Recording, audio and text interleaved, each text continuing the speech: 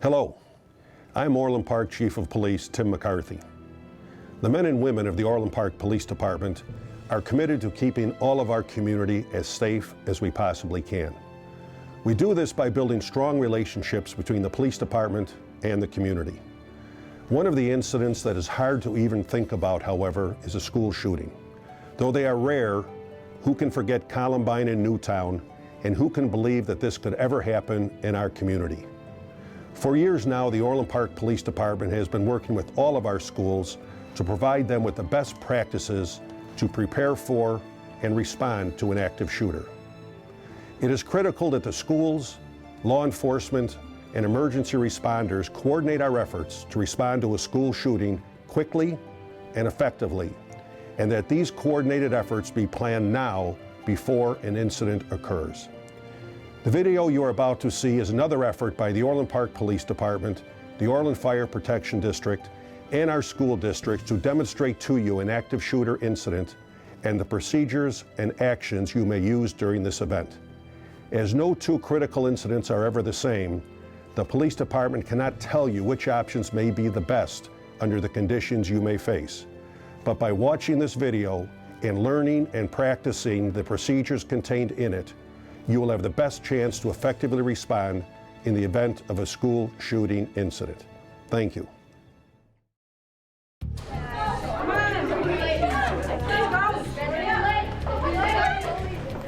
running in the hall. Let's go. Reading, analyzing pieces of literature. So we're going to go ahead and review these again just a little bit.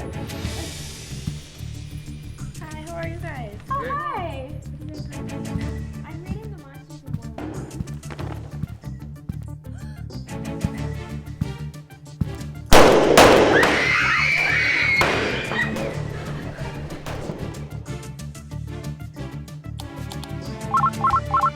Any police, fire, or medical? I'm calling from Community Middle School. We've had reports of gunshots in the building. 1310, 1320, 1340, and 1703. A report of shots fired inside Community Middle School. Being called in by the principal who's calling from her office. It's a report of 2 people injured at this time. Teachers, this is a lockdown. Please get into lockdown procedures. Teachers, this is a lockdown. Please get into lockdown procedures.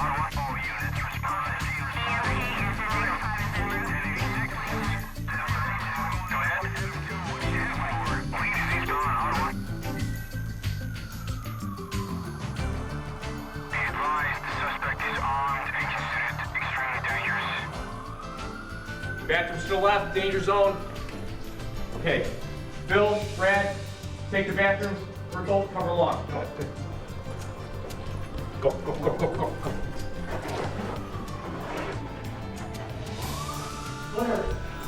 There, coming out. Coming out, get that second bathroom.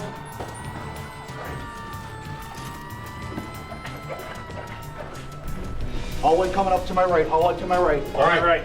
Buckle up on the wall. All right, covering long. Cover along, Philly. Hyatt. Got a green, one green, two green. Two green. No card, gotta go in, no card. No card. You two go in. Ready, Brad? Go.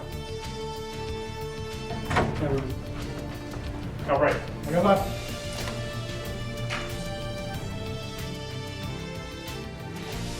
Time to move.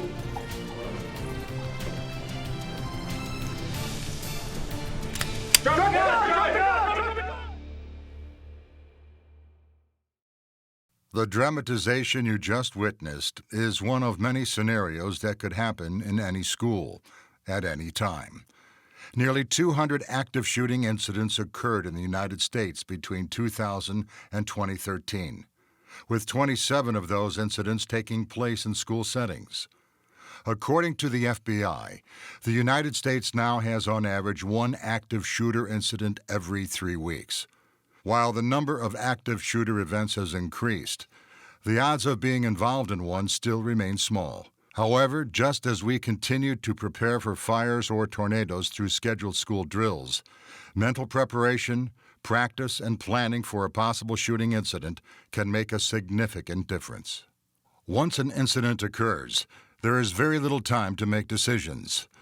The intent of this presentation is to give you a set of guidelines, in lieu of rules, for dealing with an active shooter in your school. We are counting on each of you to use your education, training, and experience to do what is necessary to protect your students, yourself, and fellow staff during a critical incident. Do not let the worst time be the first time you think about critical incident preparation. Now is the best time to develop a personal plan so that you will calmly know what to do in a similar situation. Remember, what-if thinking. And keep in mind, gaining time and distance from the active shooter is paramount. Let's take a look back at the scenario, as well as other possible situations, and then review options on how best to protect yourself and your students.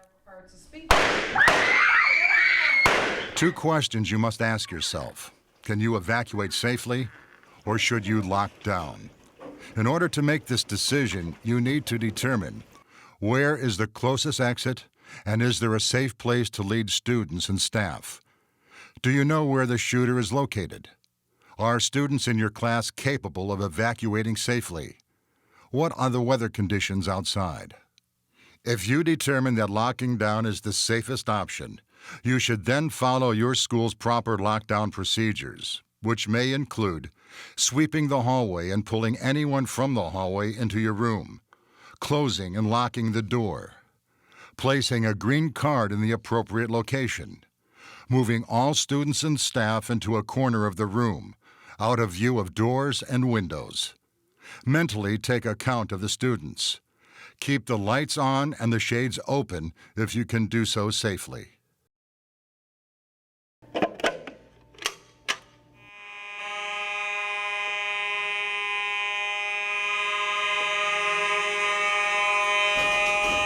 The school is already on lockdown, and the fire alarm has now gone off. Could this be a ploy by the shooter to draw you and your students from a locked classroom? Do you leave or stay? Can you smell smoke? Do you see fire? Is there an order from a recognizable voice to evacuate?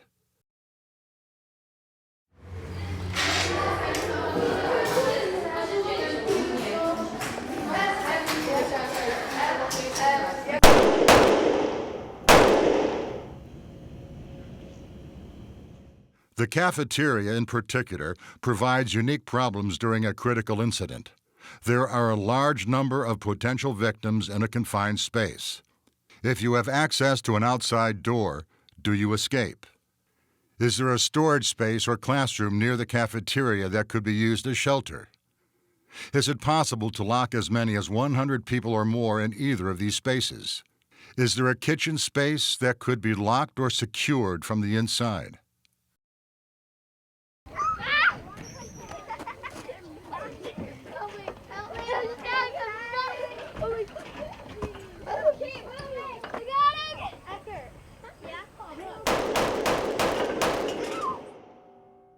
An incident takes place while you and your students are outside at the playground. Where is the best place to go? Do you re-enter the school? Do you have a pre-designated evacuation site? Where is the nearest office building, business, or other public place where you could seek shelter? Is there a field or forest area where your students may find some concealment from the threat? Good morning. My name is Miss Jones. I'll be your substitute today. Does the substitute staff know and understand the school's lockdown procedures? Do they know their roles and responsibilities? Do they know the difference between the green and red cards? Do they understand the significance of placing the correct card in the appropriate location? If it is you who calls 911, some details that you will want to report include your name, location of the incident, number of shooters, identification or description of shooter, number of persons who may be involved, your exact location, injuries to anyone if known. If possible, stay on the phone with the dispatcher. Most active shooter incidents are over in less than 10 minutes. However, officers and emergency personnel will continue to search the building. Remain in your position until given direction for what to do and where to go by an individual of authority. Every crisis situation is unique, and there is no one way to determine a proper course of action. But pre-planning and periodic drills will help prepare you to make appropriate decisions when a situation arises. You must evaluate each situation within its context. It will be up to you to choose the best option. Unfortunately, you may have to consider the ultimate option: fighting back. You need to know that both law enforcement and the community will stand by you and your good faith decisions regardless of outcome. We recognize that these situations are rapidly evolving, and there may be no right decision. Again, the intent of this presentation is to get each of you to consider your options before an incident occurs within your school. Schools must make every reasonable effort to protect both students and staff. The Orland Park Police Department is committed to doing the same.